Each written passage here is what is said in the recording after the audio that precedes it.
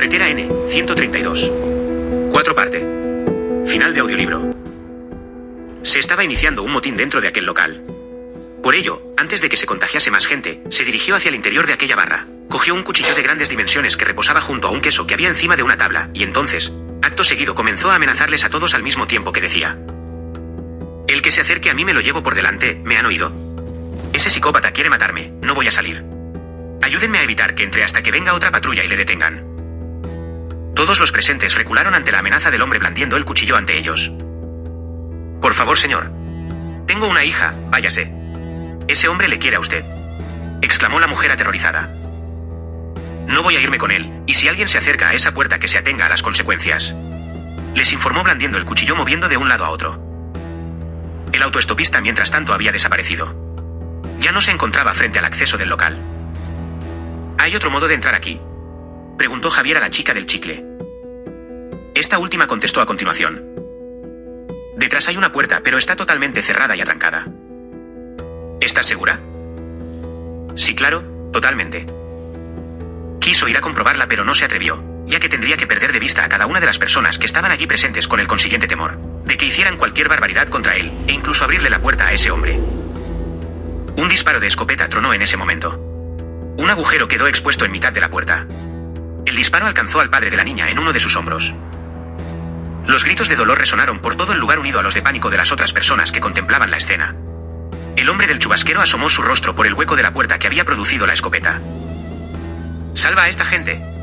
Voy a matar a cada uno de ellos hasta que me acompañes a ese condenado puente», insistió en su amenaza. Las otras personas se abalanzaron sobre él, inmovilizándolo acto seguido. El hombre que había traído en su coche al autoestopista dijo: «Este asunto es entre ustedes, no vamos a permitir que nos involucre». Javier estaba estupefacto con la reacción de esa gente. No tenía lógica alguna que actuaran de esa manera, poniéndose en su contra. Deberían estar colaborando para retener fuera de aquel establecimiento a ese psicótico. Pero por el contrario, le trataban como si el psicópata fuera él. Era todo surrealista y absurdo. Otro disparo agujereó la puerta del todo, y el autoestopista entró al local. Apuró su café inclinando su barbilla hacia arriba, y al bajarla, por el rabillo del ojo pudo ver una silueta que se acercaba hasta estar frente a él. El hombre del chubasquero ocupó la silla que estaba enfrente. Un escalofrío recorrió su cuerpo. «Gracias por enviarme a esa familia a recogerme», dijo este al mismo tiempo que se iba acomodando en el asiento. Javier no supo qué contestar a eso en un principio. Acto seguido varias personas entraban al establecimiento haciendo un gesto de saludo a los hombres. El autoestopista correspondió con un movimiento de cabeza, agradeciendo al mismo tiempo el hecho de haberle llevado hasta allí. «Creí que tendría que esperar de nuevo al principio del bucle, maldita sea», profirió. «Cálmese, por favor», exclamó Javier. El autoestopista sin perder la serenidad contestó: «Ve a esa pareja de ahí enfrente, la que está con la niña», le preguntó el autoestopista. Javier estaba sentado frente al hombre, y cuando le hizo esta pregunta, de alguna manera, se quedó algo perplejo. Es como si hubiera tenido un déjà vu. Acto seguido dijo: «¿Ahora me preguntará cómo creo que se llama la niña?». El autoestopista se quedó pensativo al oírle. «Me iba a hacer esa pregunta, ¿verdad? Y yo le contestaría, Alicia», dijo Javier casi al borde de la locura. Era como si esa escena la hubiese vivido anteriormente. Pero no era un recuerdo, era una especie de sensación, o intuición parecida a cuando deseó que cesara la lluvia. «Con esta es la 4ª vez que te libras de mí», dijo el autoestopista. «Tengo que confesar que estuviste bastante astuto para dejarme fuera del coche. La verdad es que creí que en esta ocasión te había convencido para ir a la carretera del puente. Pero no», hizo una pequeña pausa y prosiguió. «Las 3 veces anteriores, lo hice por las buenas, con amabilidad y respeto, hasta que llegamos aquí y me denunciaste a los guardias civiles. Fuiste muy astuto en hacer que pareciera un pinchazo de la rueda, superando así la vez anterior, fingiendo un infarto. ¿Recuerdas eso?», preguntó, y antes de que pudiese contestar continuó diciendo: «Qué ingenuo fui al salir del coche creyendo que tenías un pequeño desfibrilador en el maletero. Pero esta vez, fui aún más ingenuo, por salir de nuevo sin llevarme las llaves a por la rueda de repuesto. Esta vez, confié en ti». En el momento que lo decía, una patrulla aparecía por el aparcamiento de aquella venta de carretera. Pero ya se acabaron las amabilidades. «Te diré lo que pasará ahora». Hizo una pausa y continuó con la amenaza. «Primero voy a matar a los 2 guardias, a continuación voy a cortarle el cuello a esa niña, y más tarde a sus padres, y acabaré esta masacre, matando a todos los demás. Cuando haya hecho eso, voy a matarte a ti, ya no me importa que me lleves a la carretera del puente». Luego cuando no estés, podré salir de aquí, de este engaño de tu mente. He sido lo suficientemente claro. Antes de que el otro hombre contestara, dijo algo más. Y esto que te he dicho, sabes que es verdad, estás dando muestras en este momento, de recordar que ya estuvimos aquí haciendo esto, y sabes que lo haré. Por eso sé, que ahora no volverás a denunciarme, porque sabes lo que pasará a continuación. Aún así, es posible que se te ocurra algo nuevo para no acompañarme a la carretera y engañarme de nuevo. Siempre pasa igual. Por ello, ahora voy a adelantarme a eso. Tal como lo dijo, se levantó de su asiento, se dirigió hacia la barra cuchillo en mano. Y cuando estaba a escasos centímetros de la pareja de guardias, que le daban la espalda mientras tomaban un café, les seccionó el cuello a ambos, en un movimiento rápido y mortal. Los dos hombres cayeron inmediatamente al suelo ahogados en su propia sangre. La gente allí presente comenzó a gritar presas del pánico más aterrador. Los dos agentes se desangraban rápidamente, ya que les salía borbotones de las heridas del cuello, mientras balbuceaban en una agonía terrible. El autoestopista a continuación, se dirigió hacia el lugar donde estaban sentadas la pareja con su hija, cogiéndola por detrás con la intención de rebanarle la garganta, tal como había hecho con los dos guardias civiles. En ese mismo instante Javier le gritó: «Pare, por favor. Iré con usted al puente, pero no lo haga». El autoestopista se detuvo un instante, no sin antes darle un golpe en la cara con el mango del machete al padre de la niña, que en un arrebato por defender a su hija intentó interceder por ella. La tenía agarrada por detrás y el cuchillo lo apoyaba en la garganta de la pequeña. Entonces dijo: «¿Vendrás? Ok, aún así, la niña se viene con nosotros. Si me la juegas de nuevo, la mato, ¿me has entendido?», concluyó. «No te engañaré, tienes mi palabra, pero no le hagas daño a la niña», prometió Javier totalmente horrorizado. «Deje a mi hija. Se lo imploro», gritó su madre desconsoladamente aterrada. «Atrás, o le rebano el cuello», la amenazó. Los hombres salieron junto a la pequeña de aquella venta. Más tarde se introdujeron en el Audi A4 de Javier, que arrancó el motor a continuación, saliendo de allí, dejando una polvareda que envolvió aquel lugar alejado de la mano de Dios. El autoestopista ocupaba junto a la pequeña el asiento de atrás del vehículo. Al cabo de unos minutos llegaron a la bifurcación de las dos carreteras. La de la izquierda le llevaba a ingresar unos kilómetros más adelante a la Interestatal 85. La de la derecha le guiaba a la carretera del puente. Sin embargo, al entrar en ella, un cartel en mitad del asfalto indicaba carretera cortada. Javier aminoró la marcha, aunque el hombre del chubasquero le indicó que siguiera adelante. Por ello, lo vadeó por la derecha sorteando aquella indicación, continuando por la misma. Unos kilómetros más adelante se toparon con el puente. El muchacho frenó casi en seco. Este estaba derruido en su parte central. Una grieta de más de 8 metros de espesor les impedía continuar por él. La dicha rotura abarcaba todo el transversal del puente. «No podemos seguir adelante», le informó Javier en ese mismo instante. «Baja del coche y no hagas tonterías». Acto seguido todos hicieron lo propio. El autoestopista se dirigió hacia el precipicio agarrando a la pequeña. Javier le seguía. Una vez colocado en el borde, el hombre del chubasquero dijo: «Hemos llegado, ahora te diré exactamente cómo vamos a salir de aquí». A Javier le vino un mal presentimiento. Salida, puente, ilusión o invento. Todo eso le decía lo que el otro hombre sumido en su delirio le iba a pedir a continuación. Efectivamente, no tuvo que esperar demasiado para comprobar su aterrador pensamiento. «Ahora tú y yo, vamos a saltar al vacío. Eso hará que el bucle termine y podremos salir de aquí. Pero antes, tienes que recordar cómo moriste. Es fundamental que el salto sea totalmente voluntario, si no, las consecuencias serían terribles. Acabaríamos en un lugar que no querrás conocer», le informó. «¿Se ha vuelto loco? Me está pidiendo que salte al vacío», dijo horrorizado. «Ya estás muerto, ¿es que aún no te has dado cuenta? Todo esto no existe, esta niña no existe», lo dijo mientras ella lloraba presa de un pánico aterrador. «La podría tirar por aquí y no pasaría nada, no es real, solo la ves en tu mente, y la proyectas en esta especie de mundo ficticio que has creado, por no aceptar que ya no estás entre los vivos. Llevas aquí 40 años dando vueltas en un bucle infinito. Necesitas concentrarte y recordar. Y si no lo haces, esta niña caerá al vacío irremediablemente, porque la tiraré sin pensármelo 2 veces. ¿Me has oído?». Javier estaba al borde del raciocinio. El loco del chubasquero le estaba pidiendo un imposible: saltar de ese puente por propia voluntad. Se sentía muy vivo, sentía todo a su alrededor, y aunque era verdad que había experimentado una especie de lo que se podrían llamar recuerdos, o sensaciones de haber repetido parte de lo experimentado ese día, no podía creer que no estuviese vivo. Todo era una auténtica locura, pero si no hacía lo que ese hombre le pedía, iba a arrojar a esa pobre chiquilla por el puente. Así que cerró los ojos. El autoestopista estaba convencido con esa absurda historia que le decía e intentaba recordar algo que no sentía. Estuvo un rato así, para ver si le llegaba algún recuerdo que tuviese bloqueado en su mente. De pronto, los abrió de golpe. Una sacudida casi le hace tambalear del lugar que ocupaba frente al otro hombre. Se inclinó hasta que sus rodillas tocaron el suelo y pasado unos segundos dijo: «¡Oh, Dios mío!», exclamó. «¿Lo recuerdas?». «Sí», contestó. «Y sé quién era esta niña». «¿Quién era?». «Esta niñita era una compañera mía de clase de cuando era un niño. Es increíble. ¿Cómo pude olvidarla?», dijo estremeciéndose unos segundos para luego continuar con el relato. «Esta niña fue la primera persona que hizo que brotara en mí un sentimiento de amor, o al menos lo más parecido a eso, dado los años que teníamos. Se llamaba Alicia. Pero también he recordado a las otras personas que estaban allí con ella en aquel establecimiento. Son personajes de mi pasado, buenos y malos, que de alguna forma, mi mente confundida en esta especie de locura ha interpretado, dándoles un papel a cada uno de ellos. Incluso, los 2 guardias civiles, eran las personas con las que me tenía que haber entrevistado ese día, antes de morir. Tenía razón, e incluso usted ha adoptado el papel del protagonista de una de mis películas favoritas. Se llamaba Carretera al infierno, supongo que mi mente engañada y sugestionada hizo el resto», explicó al tiempo que le brotaba unas lágrimas de sus ojos. «Déjela, voy a saltar con usted al vacío por propia voluntad, y aunque ella sea un invento de mi mente, aún así, no quiero verla caer por esa grieta. ¿Lo entiende, verdad?», apostilló. «Claro. Nunca quise hacer daño a nadie, ni siquiera a estas proyecciones salidas de tu mente», lo dijo mientras soltaba a la pequeña. Javier dio unos pasos hacia él, con la intención de colocarse para el gran salto a ese vacío. El autoestopista entonces dijo algo más.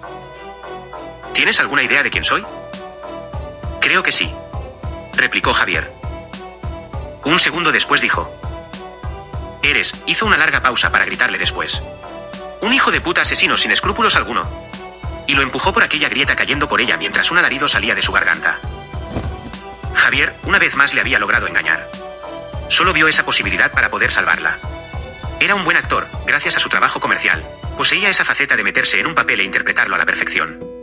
Todo lo que le contó de sus recuerdos solo fue una patraña y le había salido bien.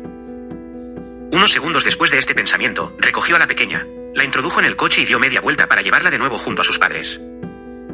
Minutos después llegaba a la venta, donde sus progenitores la recibieron con llantos, pero en una alegría embargadora por tenerla de nuevo con ellos. Los cuerpos de los 2 guardias seguían en el suelo en medio de un gran charco de sangre. «¿Han llamado ustedes a las autoridades?», preguntó Javier. «Sí, ya vienen en camino. ¿Qué ha pasado con ese psicótico?», dijo uno de los hombres que estaban allí. La niña contestó por él. «Lo empujó por el puente». «¿Lo ha matado?», preguntó otro de ellos. No me quedó otra alternativa, amenazaba con tirar a la niña al vacío. La madre le abrazó, estaba fuera de sí, pero entendió rápidamente que Javier le había salvado la vida. «Debería irse antes de que lleguen las autoridades», le propuso el padre de la pequeña. «Nosotros no diremos nada de usted, aunque haya sido en defensa propia tendrá problemas.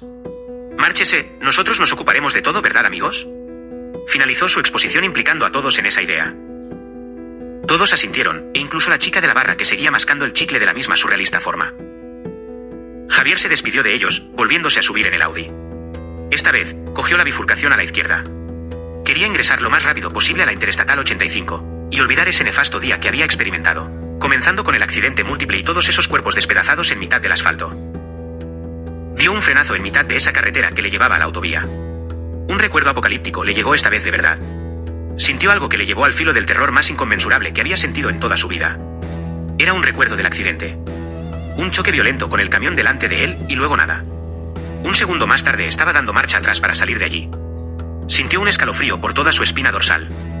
Había impactado a 80 km/h contra el último de los vehículos allí accidentado. También se acordó de algo más.